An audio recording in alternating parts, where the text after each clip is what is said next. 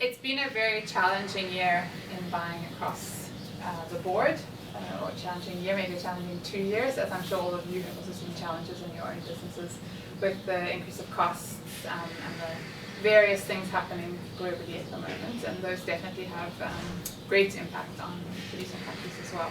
So we'll touch a little bit on that. Okay, so we're going to talk about like price. Not that it's high, it is, but I think I've spoken about that so much over the last 2 years that it's more interesting to talk a little bit about the dynamics of price in terms of currency fluctuations and the internal markets specifically in Brazil, and the impact of these on the FOB prices as well. And then, as I said, we'll talk about like sort of what we have available at the moment and the sort of product range that we work with for Nordic. So, on price, we'll talk about the C price, the internal market, some information about currency fluctuations, and then the impact on FOB pricing.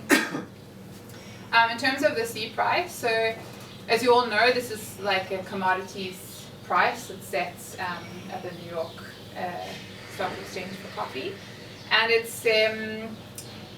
it's impacted by a number of things that happen in the world. Of course, it should be a reflection of supply and demand, but there's always some artificial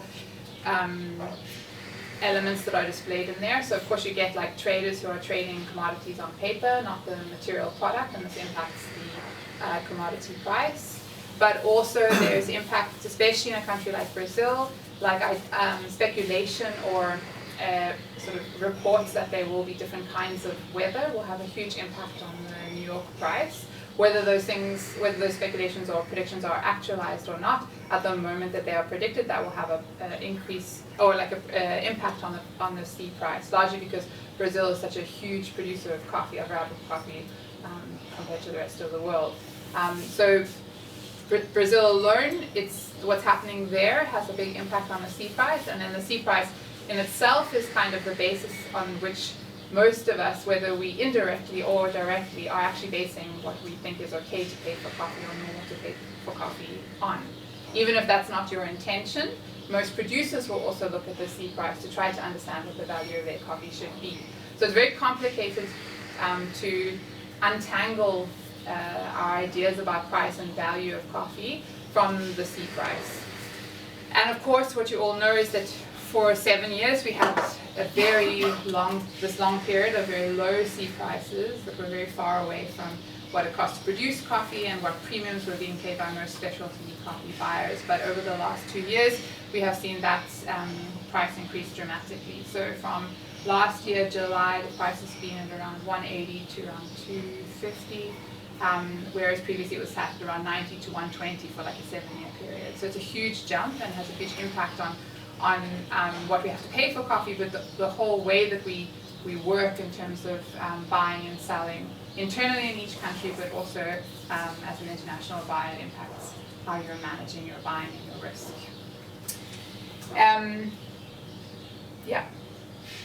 So every coffee producing country also has like an internal market. It's not just the New York C price and the external trade of coffee that's happening, it's actually internally as well. There's producers and there's a supply chain that gets coffee from small producers or medium-sized producers internally within a country and through the supply chain out into the external export market. And so that internal market is also impacted by the C price, but it's also impacted by activity that's happening closer to the production of the coffee usually. So in Brazil, for example, at the moment, there has been a sort of most areas are not having as much production as they would have normally or would have expected, especially because last year was already like a low production year. There was some speculation that that would be the case because we also had frost last year. So if you speak to most producers, they're sort of 30 to 40% down in production. And so then what producers start to do is they start to speculate about the impacts that will have on price that they can fetch for the coffee that they're selling.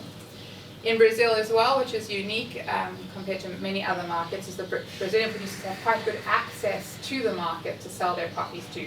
That market may not be buyers like me and you, but that's internal buyers of the coffee. So exporters who are looking to fulfill contracts or who are looking even to work with producers on behalf of buyers like me, for example, or bigger commodity-based buyers, as well as like intermediaries and middlemen who will bring like coffee out in the rural areas into market, or consolidate smaller volumes of coffees from different producers into volumes that mean something to be commercialized, or the volume is enough that it can be commercialized.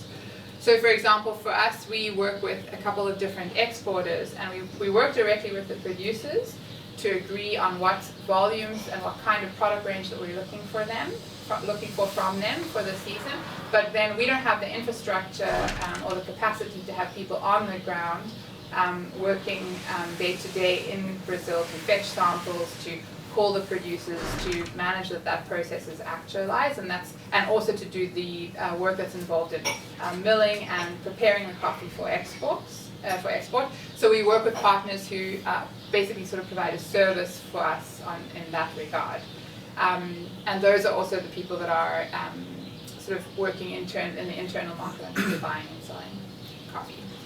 Just an example of price. So in 2021 was already like a higher priced year than what we had experienced over the last, as I said, 7 years, but in Brazil, for let's say the last three years. And we were seeing, I looked at it yesterday, and the price we were paying internally in Brazil they basically price the coffee in like 60 kg bags, and you'll pay like a Brazilian real amount per 60 kg bag. So the prices we paid in 2021 ranged from about 800 to about 2,000 Brazilian reals per 60 kg bag of coffee. That could either be Indica, which is like a version of green coffee but it's not fully clean, like not fully sorted for export, or for green coffee. And so of course, if you have it in Indica, less clean, you will get paid slightly less because the work still needs to be done to clean it, than if you're selling the coffee fully clean yourself. Versus this year, which we've only just sort of like started to buy, and we're already we started at about 1,300 and it's gone up to about 1,600 Brazilian reals per 60 kg bag of coffee. So that's just to give you some perspective of the price range, and that upper limit that we're experiencing right now of 1,600 is not the end of it. We will be buying probably throughout until December, January, and that price is always in coffee likely to increase throughout the season. So it's just to give you some perspective of price this year relative to last year internally within Brazil. So also just a little like sort of structural thing about producers in Brazil. So there are of course a huge amount of like small to medium producers that produce a large amount of the coffee that's produced in Brazil. But even many of these will work within the structure of their production because they're not so small like producers in Rwanda or Kenya to have the capacity to sort of hull their coffee to that form that I call Bika. So it's basically that they are either producing pulp natural or naturals for the most part, there's a small amount of wash, and they will actually like mill their coffee themselves, either because they have the facilities on site, or they will actually use like a neighbor's huller, and that's what they'll deliver to exporters or the traders internally in Brazil. It's very hard if you have small amounts, so for Brazil anything less than 5 bags, but even less than 10 bags, very hard to get a bigger commercial mill to actually mill for you or even sort the Bika for you. So that's one of the problems. So producers can't, if you're a small producer, if you already has that volume in your total production, then it's very hard to sell that if you're not able to clean it yourself. Also for us, it's very important sometimes that we can have those small volumes kept separate when they are something quite unique and special, especially for Brazil, that doesn't always have so much variety of unique and special coffees. Yeah. Any questions on the price or the internal markets before I just move? You said the price in Brazilian reals, right? Yes. How roughly is it in dollars? How much is it in dollars? Well, this is something we're going to talk a little bit about, the fluctuations of currency. So that is a huge part of price and what you pay like on FOB in US dollars per pound, of course, both for us when we're agreeing price, but also for the producers. But the price, like the exchange rate, is like sort of anywhere between 4.8, 4.9 to 5.5 in the broader range of US dollar to reals, depending on. You don't do your transactions on US dollars? We do all our transactions on US dollars. We do, but we work with suppliers who we pay, and then they have to translate that to our local currency.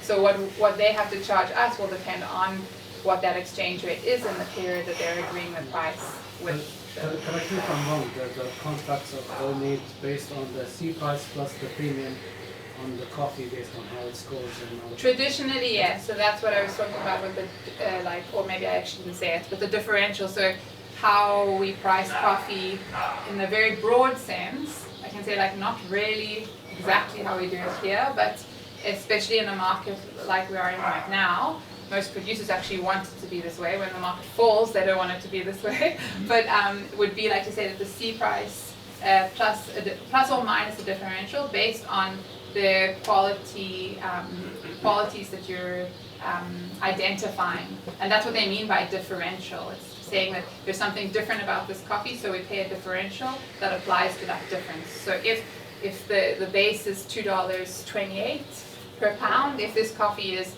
a much better than average coffee, maybe you're going to pay plus 60 on the New York for that coffee.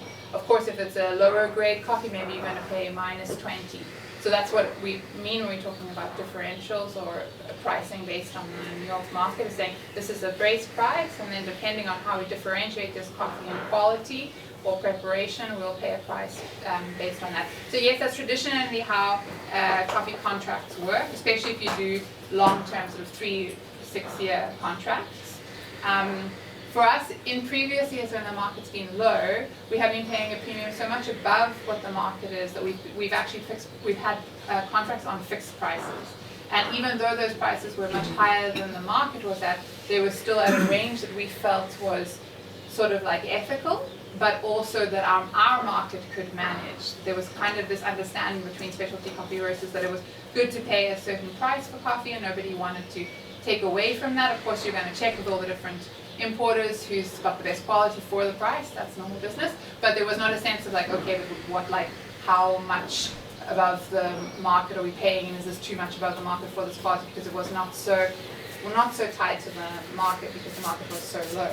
As the market gets higher, the New York market, then that has a huge impact on the way you start to operate, because you're now pushed, and we are pushed, to pay prices beyond what's comfortable for your markets in terms of making a margin and a profit for your businesses, but also for us, because we know by knowing our customers well what your tolerance is for price, and so we know what decisions I can go and make in my buying.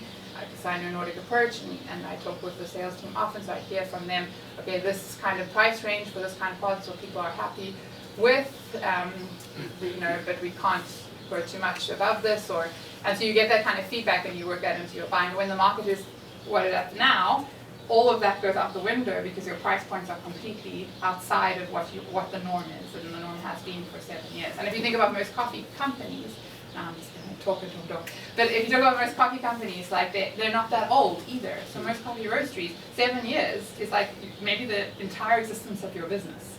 So you haven't really experienced. I mean, even us, we're 10 years old, right? So we went through, when we started, one of the first spike in pricing was 2011, which was maybe even just a little bit before we started, where pricing really went up. So Morton started the company at a time where price was very volatile and high, but then for the rest of our business, we haven't had to deal with that. So it totally changes the way that we operate, and that we have to think about our businesses that we haven't had to for so many years. Does that answer your question? Yeah. And I'm sorry for so much. Any other questions? Okay. Now everyone will be scared to ask me anything because we're not that long for half an hour. Okay, currency fluctuations. So as I said, this is something that's actually very, very important when it comes to buying coffee, in terms of what we pay for the coffee, what that means to producers, but also what the producers in a market like now are demanding for that coffee and what it means for us in terms of cost. Many of you will know this also because you work in countries where you are buying from us in US dollars, but you're actually operating in euros, Norwegian krona, South African rand. So you know that currency is important, and it's a thing that we often don't think about when we're buying coffee at our end of it. And of course, sorry. Are there any options for you not buying dollars? I mean, is that just like absolutely standard? No, yeah, standard is dollars, because all of the countries you're working in, the currencies are not as reliable as US dollars, so nobody wants to deal in any other currency. We realize we need, or we have to at least reassess our business in terms of how we sell coffee. The problem with like buying in one currency and then selling in another is that you have, like you all know because you're doing it mostly, is that you're managing like those fluctuations, and that's quite complex. And essentially we're not really a business that is set up to manage currency or financial risk in the way that requires of us. But we are growing up, and we realize we have realized for some time it is a very important part of our business in terms of also how we sell coffee, not just how we buy coffee. So I think we will see what happens in the future, but we realize it also would make probably a lot of our clients' lives easier if we had capacity to sort of quote prices and manage those fluctuations ourselves rather than you managing it all yourself. But it's complex, and it's very easy to lose a lot of money if you don't know what you're doing. And this is not a skill I have, so we will have to find someone else. So I'm just going to show you some examples of like, so this is the US dollar to Brazilian real value over a certain period of time, and I've taken the value on August the 28th, 2022, so all within this year, which was the $1 was 5.0288 Brazilian reals. And basically, if you think of the fact that if you purchase a coffee at a FOB price of $2.50 to $4, let's say, as scary as that sounds, that's where a lot of Brazilian coffees are at the moment. Of course, I'm not talking about general Brazilian coffees, like there's a lower level, but overall Nordic has worked in Brazil in a way that has really prioritized what we believe, and the feedback we get from clients, a much higher like level of quality and distinctiveness in the coffees than what is available in general in Brazil. Of course, we can access coffees at a lower price, but this isn't really, some of this isn't our business in terms of the quality, and so that also brings an element of risk to it as well when we start to engage in a bracket of production and coffee that isn't our core business. Anyway, I'm getting sidetracked. So that would relate to, in Brazilian reals, 12.57 to 22.63 per pound. Versus if you took the 25th of September, when the currency was at $1 to 5.391 Brazilian reals, and this would equate to 13.48 to 24.26 Brazilian reals per pound. So that overall is a 7.2% difference just due to currency alone, depending on when you are actually agreeing the purchase of a coffee. So we see this, I see this a lot in buying, like if I am working on getting a coffee within a certain price point for a client or for us to have on our spot, I work very closely with our exporters to see when it is actually possible for them to make that price point. And sometimes it can be possible just due to currency changes, and other times it cannot. And the prices I'm talking about now are also prices we pay with some costs that will be taken out. So those prices don't go all to the producer. There are costs involved in either cleaning the coffee up or export that have to be accounted for. You may be coming to this. I'm just wondering, to what extent have costs gone up for? Yeah. To what extent have costs gone up for production for farmers? Yeah, I'm not actually touching so much on that, just because we have spoken about it a lot before. But costs of production have gone up dramatically for producers. And it's not so simple, because it also very much depends on the structure of your operation as to how much you're impacted by increasing global costs of things.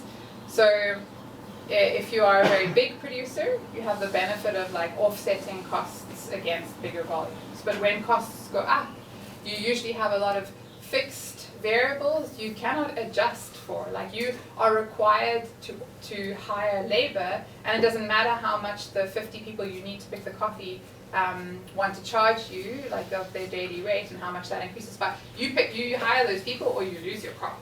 So you're not able to adjust very quickly in a market like now to reduce costs. Smaller producers for the last 7 years have struggled with being able to offset costs against the volume that they produce, but now, for example, they are actually able to go and pick that coffee themselves. So they can potentially save a lot on costs that larger producers cannot.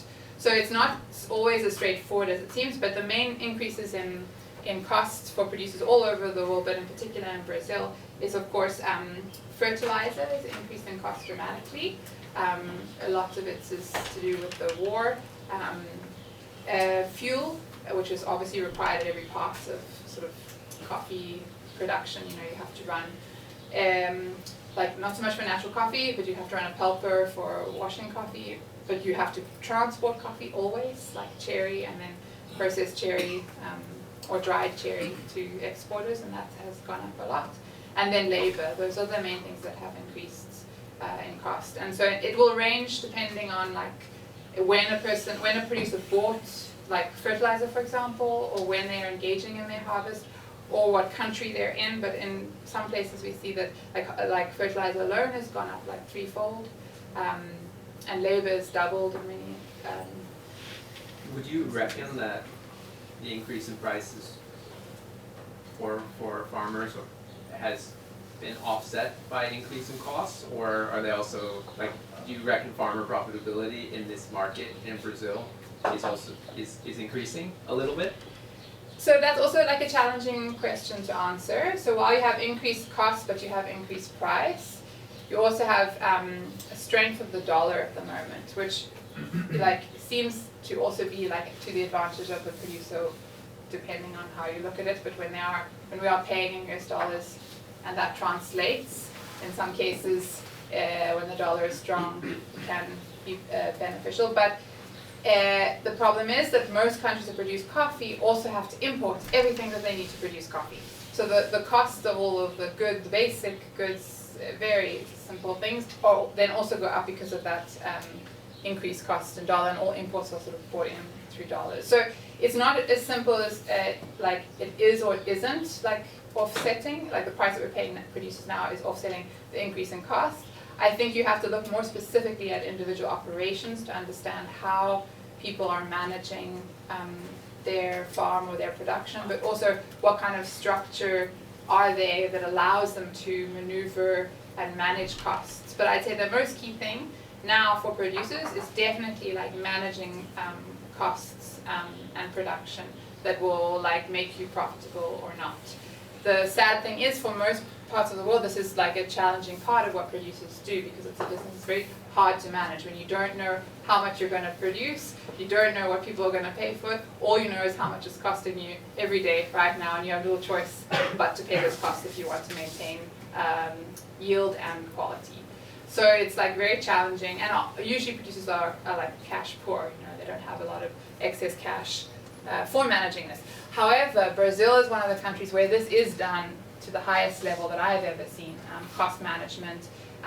Now in the market that we're in, the benefit of a high New York market is that even the lower qualities, producers can sell on the side to get some immediate cash, and that cash is more significant than it would normally be because the prices are higher, and then that can keep them going for some time. Does that answer the question? Not so specifically, but okay, so before I go on to like the different producers that we are working with and that we have on the table today, I just also wanted to touch on something that's just gone out of my mind. Oh dear. We were just talking about this. Okay, maybe it'll come back to me. Okay, so we have like so this season has started off, that's what it's, okay. This season has started off like a little slow because the market has been very volatile. So right now, I think earlier I checked, it was like 228, it's been 250, it's been back down to 209, 210, so it's been moving a lot, and that is very challenging for actually everybody in the industry. And it also builds an insecurity as to like, okay, when do I sell my coffee, or when do I take a contract to buy coffee on a differential as a roaster, and then when do I fix, and it's a bit of a game, and like it's not really so easy to, or like you can win and lose at that game, and it's not very like, even if you have a lot of knowledge about the market, you're not usually or not very well equipped to actually predict what will happen in terms of like buying and selling coffee, especially in this current moment. It's very unpredictable. But what's happened in Brazil is that producers are more established than many other countries. Like I said, they're able to sell like lower or small bits of their harvest or the lower qualities for an amount of money that they're able to maintain the day-to-day costs of production, but also their lives and feeding their families and putting kids in school and stuff like that. And many of them are making a speculation that the market will increase. And so many are holding coffee and not wanting to sell it. So it has been a struggle to get samples from the producers that we work with and have worked with for years, as well as from the suppliers, just a general, okay, if we're looking for something specific for a larger client in this quality range, can you send us something? And we get like very little access to sort of like offer samples. So while usually the buying starts in like July, and we had one container landed for Nordic, so we are buying, but it's happening at a much slower rate than last year, for example, which is interesting because last year in July was when the New York price started to go up, so it went up to like 180 when I was starting buying, and then nobody knew what would happen. Would it come down again? So then people wanted to sell quickly to sort of capitalize on that. Now that we've seen the market has been high, but volatile at that high point for some time, I think people feel a bit more secure that that's not going to change. It will eventually, but and that they want to see how much higher will it get. So now people start to play a little bit of games, and of course that impacts your access to coffee. And we have relationships with most of the producers we work with for 3, 4, 5, 6 years.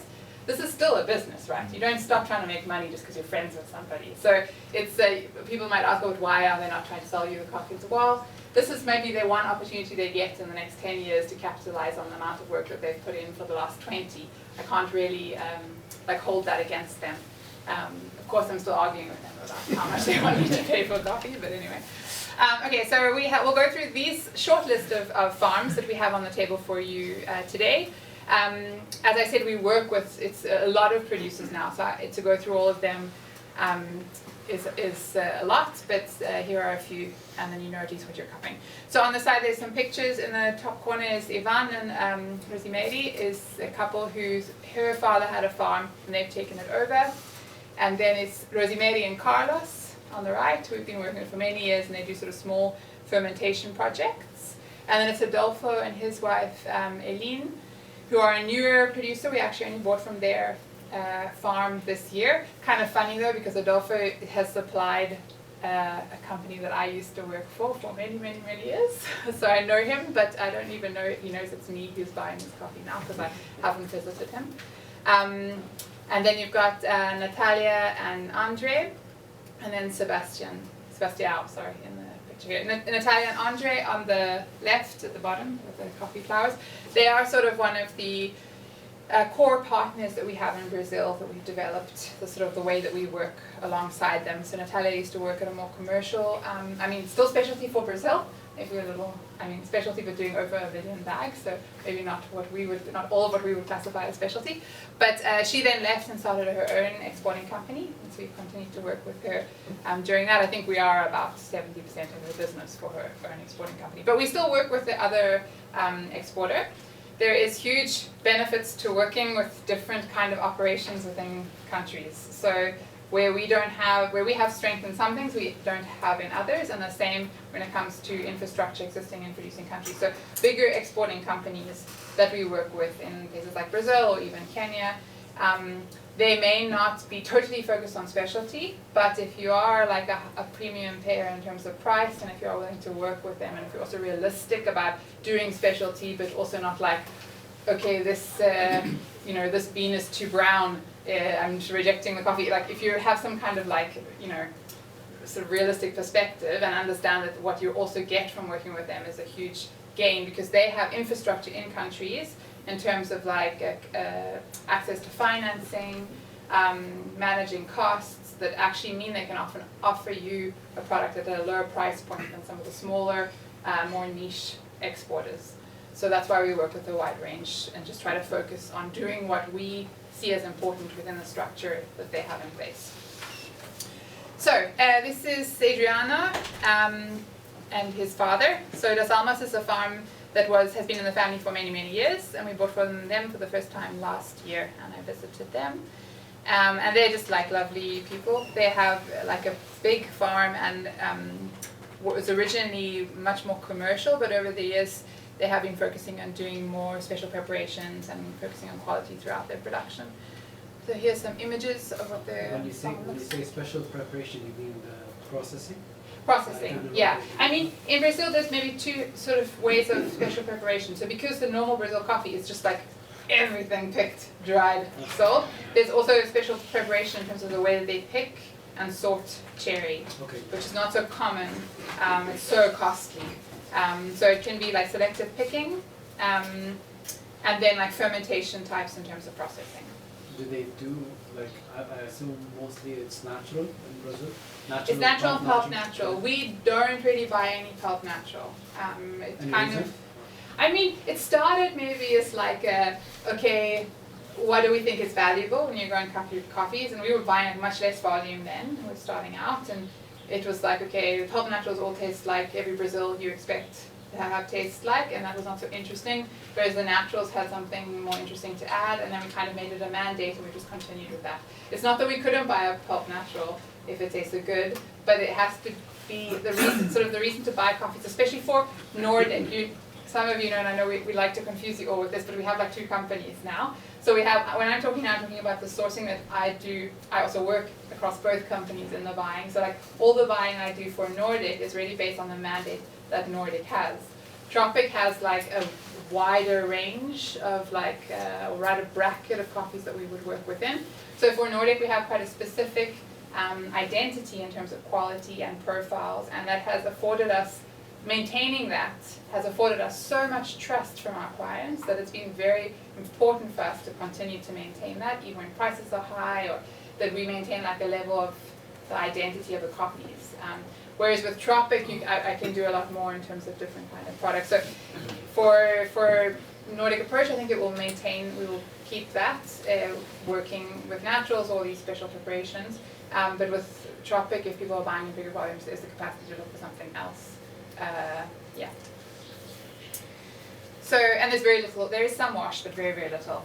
I have yet to understand actually why people want to wash Brazilian coffees. I haven't had good washed, or that I Question related to that. Basically, Brazil was last 10-15 years was natural coffees were getting better and better. What we had some even little bit washed coffee, but another important part was pulp natural. What happens to pulp natural? Any progression. movement, progressions, Yeah. any interesting things? I don't know. Honestly, I don't cup enough or engage with producers on how they're producing this, so I'm not really sure if there has been big developments. I think also a huge part of the reason of development in naturals in Brazil is that naturals have been developing all over the world to like a huge extent because of the demand of this kind of coffee and all these different kind of processing techniques that we use nowadays, and see value in and see that the market reacts to. So because I'm not engaged with the pulp natural production or like selling into a market that's looking for pulp naturals from Brazil, I don't really know if there's the same level of engagement or in that, or if it's just like a standard product people want just one thing from. Because Brazil is a country that's often like that. People want like, just want Brazil to be Brazil. Like don't challenge the norm, just keep it like, which is fine, but then they also want it to be like very, very cheap, which right now is not possible. Do you think for Brazil the opportunity cost of changing the way you do things is higher compared to other countries? Because it feels like you've had this bedrock of like the guarantee, you pick everything, you can sell it in such a way. So for you to take a risk and say, well, we're actually going to work with, try and produce a niche product, but it might take us a couple of years to get it right, and the costs are quite high, and like you said, we may not have the ability to process 12 bags or 15 experimental bags. I mean, is that been a process you guys have worked together with producers to say, take a risk, let's see what happens over 3 years or 2 years, and we feel like the market wants naturals that are more selectively picked, etc., etc. So I think it's a huge benefit for Brazilian producers. I think that it's actually the future of them being profitable. But I don't think they can just decide to do that without like an integrated supply chain. Because first of all, many producers have an idea of what they could do that would make their coffee better or that the market might want, but has no correlation or is not informed by what the market actually wants. So they may have taken their coffee to some friends or to like a cafe in Sao Paulo and gotten some feedback, and now they think they should go and do this thing across like all their production. So it's very important, and that's why like our traveling and our relationships with producers across the board of what we do is really important, or the most valuable part I think that we play for producers is to share the communication of what we see in our market and the demand we see in our market with them in terms of how they can then manage their businesses to supply that market like adequately. So I think like yes, but it shouldn't be done in isolation. It should be done in partnership with buyers who are going to support that risk, basically, which is what we have done. So we did very small volumes of the first like producer was like 5 bags of just selectively picked, like nothing crazy, just only processed like the red cherry. And more because I was just so shocked, even though I knew it in my mind, I was so shocked when I actually went there and saw how things happen.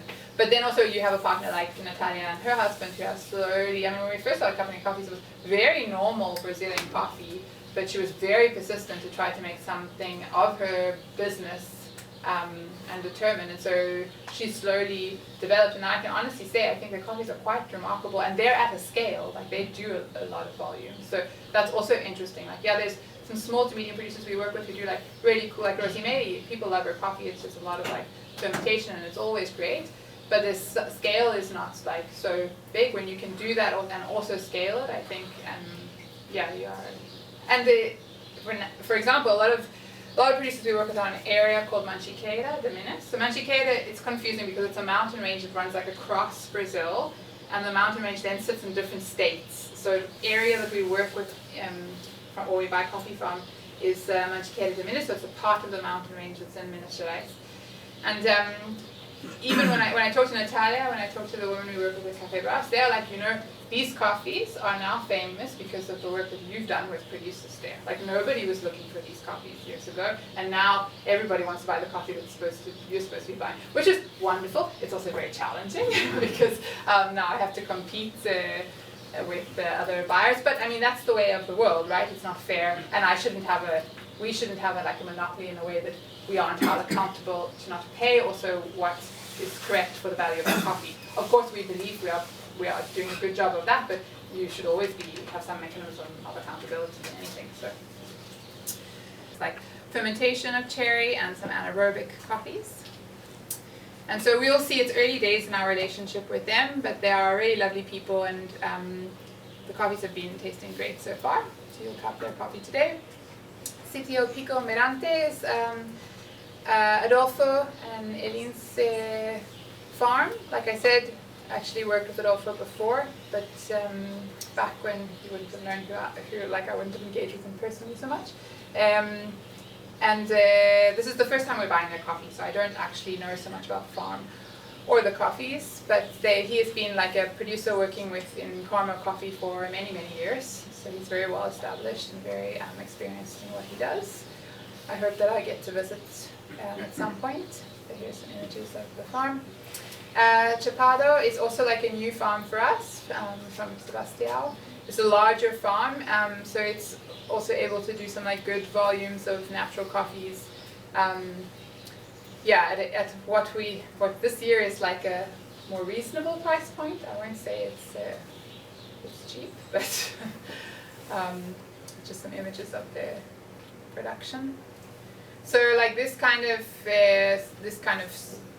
image of cherry for Brazil is like quite remarkable. There are of course some green and of course a lot of debris, but it's common to see a lot more rubbish or like a lot more variation. And then of course here is a mix of different yellow and red lovely Bourbons. And then Jaguara, of course, which I'm sure a lot of you know, and we speak a lot about. It's hard not to speak a lot about the producers that you've worked with for many years and you have a long history with, but Natalia is kind of, me and her together have built the program we have for Nordic in terms of Brazil buying. I have worked with her since like 2015, and she was knocking on the door since like 2013, I think. But I really can't take, like, people always say, oh, the Brazils are tasting good, or a lot of the sales team always tell me when their clients say the Brazils are tasting so good, because they sort of give me credit for it. I really can't take all the credit. It's definitely a partnership I have with her that's like really remarkable and has been really amazing to work together in this way. And when we first started cupping together, we would disagree all the time. And now she can literally call me up and be like, Johan, I'm cupping this coffee. It's your coffee. Like, can I book it for you? And I'm like, yeah, okay. How many bags? And it was, as long as it's not like a crazy amount of bags. And we're always like aligned. It's very rare. But that took a lot of work. That's like years of working together where we were not aligned at one point. And yeah, but that's also like that process of sharing knowledge. So they have a farm called Jaguar. It's just like it's not the greatest picture, but it gives you an idea of the landscape. And they've also started like a second farm just next door, which they call San Francisco. So it's just an idea of what like Brazilian farms look like in terms of the soil and the sort of like structure of it. You'll see in one of the farms later on there, the farms are huge in Brazil. There's a big problem with overuse of the land, also often with like different crops, but also cattle. So the soil is not good, and there's not a lot of good organic coffee from Brazil because of this kind of, it's very hard to put back in the soil what has been like ripped out of it for so long. But what they'll do is work on like just each single plant, not the soil as a whole. Not much shade. Sorry? Not much shade. No, not much shade. Yeah, not at all. And of course, as you know, like not high altitudes either.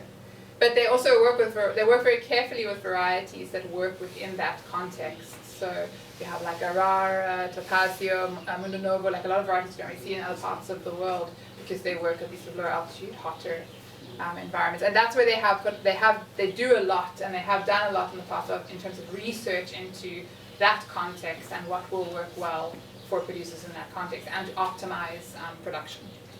So just to show you also like their picking and sorting that happens on the farm.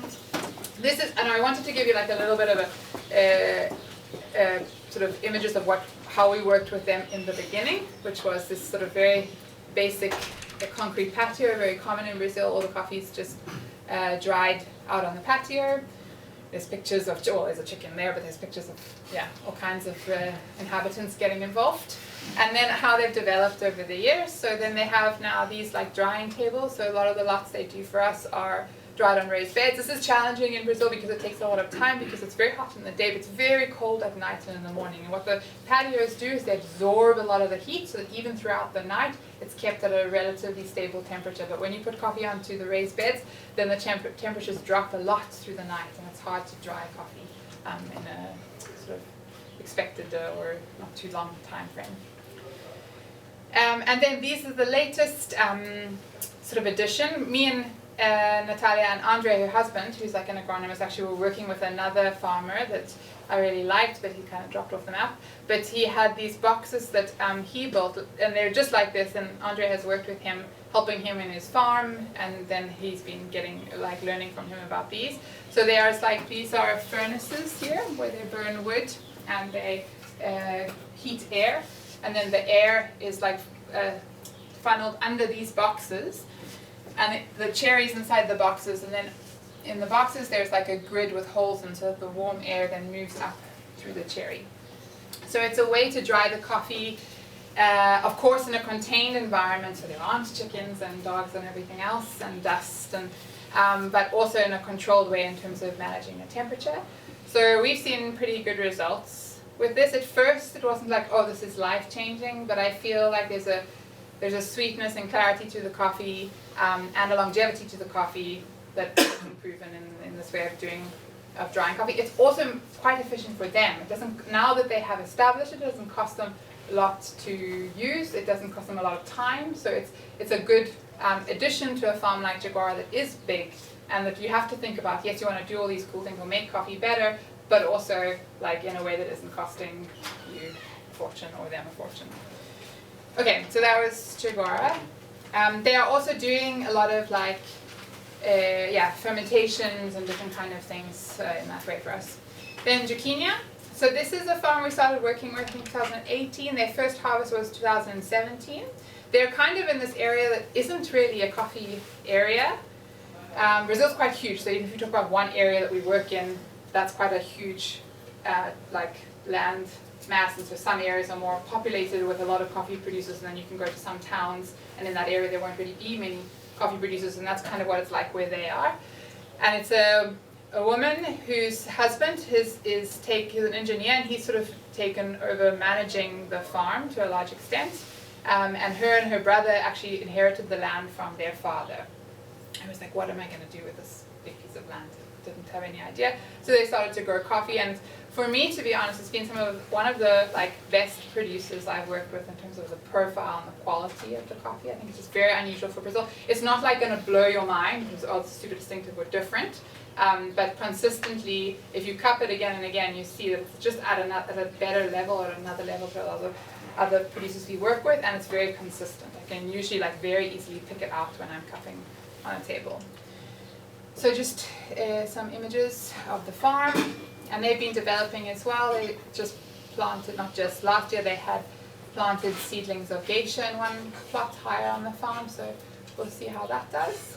And here's Evan. So this is what I was talking about when I mean they don't treat the soil as a whole, they treat like the area around the plant. So here he was showing me what they're doing around the bottom of the plants, which is this kind of like, of course, all the dead matter, which is like breaking down and going into the soil, but also holding moisture in the soil. And then they're also putting this like dry from the parchment and the cherry that like rots and then dries, and then they place around the plant as well. Some pictures of the different cherry, and so this is also like very, very unique. He doesn't have like a concrete patio. They built these like raised beds and do most of their coffee this way, which is like very unusual in Brazil. It's very organized. You can tell wasn't raised as a coffee farmer. He's very organized and structured, and sort of treats it like a business in many ways. That is not always so common, because if you're raised in a family where farming is your father's business, but it's a business that was just passed down, so it's sort of learned on the go. Sometimes then you lack the sort of like organizational structure because you're just learning it bits and pieces as you go without any sense of structure. Not always, but so it's just more images of how they're drying cherry.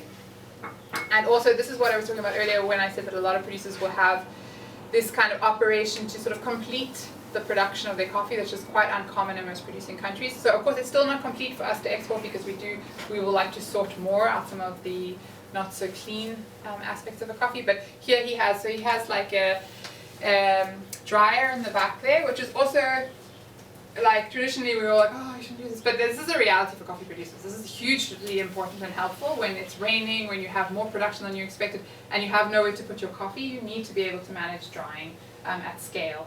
And the bigger you get as a producer, the more like useful that is. We work with producers in Honduras that use this in a very controlled way and has no impact on the quality of the coffee. I'm sure it has impact on the coffee, but not on like the quality or how good it is. And then of course this is like a de-huller for natural coffee that he has there. So he will do all of that and deliver to the buyer like the in-beaker, this kind of unclean green product. Okay, city of am I going over? Sorry, Okay, city of Ocean Grande is Rosie Mary and her husband Carlos. This is the last one I'm talking about. So she's also one of like just a lovely human being. The whole family's involved. Like Carlos, her husband, his parents have a farm just down the road, and Carlos's younger brother has studied agronomy and has been helping them with doing different kinds of fermentation. So that's their house, and then the patio in front is where they dry some coffee, not so much anymore, because that's Rosie Mary there. Sort of image of the tree, because they have started to do these kind of like small batches of drying cherry and doing experimental fermentations. They have very consistent, very good coffee. She's a very like level-headed, like reasonable producer in terms of when we are negotiating and talking about quality and price. I'm very committed, so we love working with her.